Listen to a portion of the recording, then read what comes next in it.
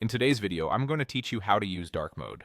If you've ever felt your eyes getting tired from bright screens, or you just prefer a sleek, low-light look, this quick walkthrough will help you switch to a darker theme in most modern apps and websites. Start by opening your profile menu. You'll typically find it in the top right corner of the screen, represented by your avatar or profile picture.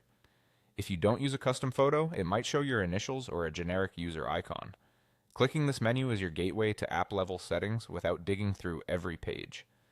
Next, head into your Preferences or Theme options. In many apps, look for a section labeled Appearance or Theme. These labels are common and are designed to group all the visual and layout choices in one place. If you see several categories in settings, the one that mentions Appearance or Theme is the one you want. This is where you control how the interface looks, not how it behaves, so you can change the style without affecting your content. Once you're in the Appearance or Theme section, select Dark Mode. Look for an option simply called Dark, and choose it to switch from the default light mode. The change usually takes effect immediately. You'll notice backgrounds shift to deeper shades, text adjusts for contrast, and many panels and menus adopt darker tones. This can be easier on your eyes in low light environments and may even feel more immersive for late night work or entertainment. You may also see an option called Automatic or System Default. This setting tells the app to follow your device's overall appearance. If your phone or computer is set to dark mode, the app will mirror that.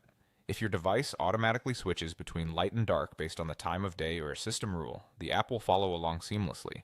It's a great hands-off choice if you prefer your apps to match your device without changing them one by one. That's all there is to it. Open your profile menu, go to your preferences or theme settings, and pick dark, or choose automatic if you want the app to follow your device. You can always return to the same place to switch back to light if you change your mind. With just a few clicks, you'll have a calmer, more comfortable experience that looks great day or night. Thanks for watching, and enjoy your new dark mode.